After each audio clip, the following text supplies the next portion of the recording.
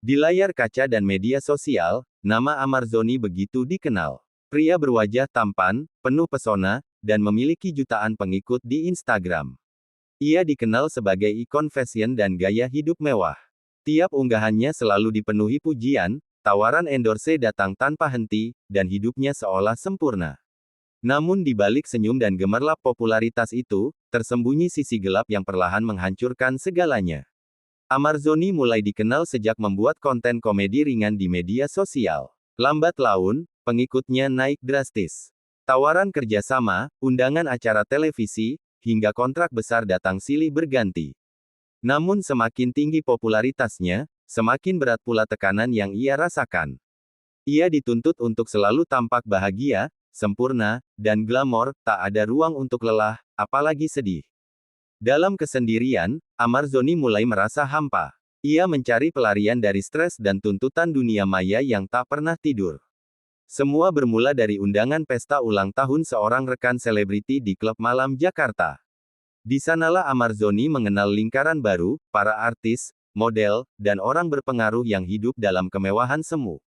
Malam demi malam, Amarzoni mulai terjebak dalam kebiasaan baru. Ia mencoba narkoba dengan alasan, sekadar hiburan. Namun sekali mencoba, dunia itu menelannya tanpa ampun. Obat-obatan itu menjadi teman di tengah tekanan, membuatnya tenang, tapi hanya sesaat. Beberapa bulan kemudian, perubahan Amarzoni mulai terlihat. Tubuhnya makin kurus, matanya sayu, dan perilakunya mudah marah. Namun di media sosial, ia tetap tampil ceria, berpura-pura bahagia di balik filter kamera. Tim manajemennya bahkan mulai khawatir karena beberapa jadwal syuting batal tanpa alasan jelas. Di rumahnya, barang bukti mulai menumpuk, bungkus pil, alat hisap, dan sejumlah uang hasil jual beli yang mencurigakan. Hingga suatu malam, Satuan Narkoba Polda Metro Jaya melakukan penggerebekan besar di salah satu apartemen mewah kawasan Sudirman. Operasi itu sudah mereka intai selama berbulan-bulan. Ketika pintu digedor, Amarzoni yang panik tak sempat menyembunyikan barang haram tersebut. Polisi menemukan sabu, ekstasi, dan alat hisap di dalam kamar.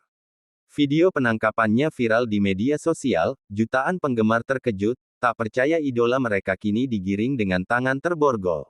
Di ruang interogasi, Amarzoni menangis. Ia mengaku menyesal, tapi semuanya sudah terlambat. Dari hasil pemeriksaan, polisi menemukan bukti kuat bahwa Amarzoni tak hanya pengguna, tapi juga ikut mengedarkan untuk kalangan selebriti tertentu.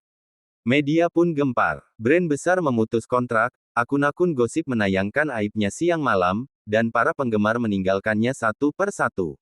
Sidang Amarzoni berlangsung cepat, tapi penuh perhatian publik. Jaksa menuntut hukuman berat karena dianggap memberi contoh buruk bagi masyarakat. Hakim akhirnya memutuskan, Amarzoni divonis 15 tahun penjara dan denda miliaran rupiah. Namun yang paling mengejutkan adalah lokasi hukuman, Lembaga Pemasyarakatan Nusa Kambangan, penjara dengan keamanan paling ketat di Indonesia. Hari pemindahan tiba, Amarzoni dibawa dengan pengawalan ketat. Begitu kapal menyeberangi lautan menuju Nusa Kambangan, air matanya menetes. Dulu ia dielu-elukan ribuan orang, kini hanya diiringi suara rantai dan langkah aparat bersenjata.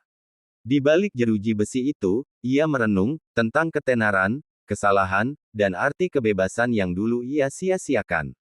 Surat-surat penggemar sudah tak ada, tawaran kerja pun lenyap.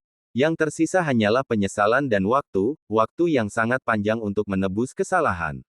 Kisah Amarzoni menjadi pengingat keras bagi semua orang. Bahwa ketenaran tanpa kendali hanya akan membawa kehancuran. Bahwa narkoba bukan jalan keluar dari tekanan, melainkan jalan pintas menuju kehancuran. Dan bahwa di balik popularitas, manusia tetaplah rapuh dan bisa hancur oleh pilihannya sendiri.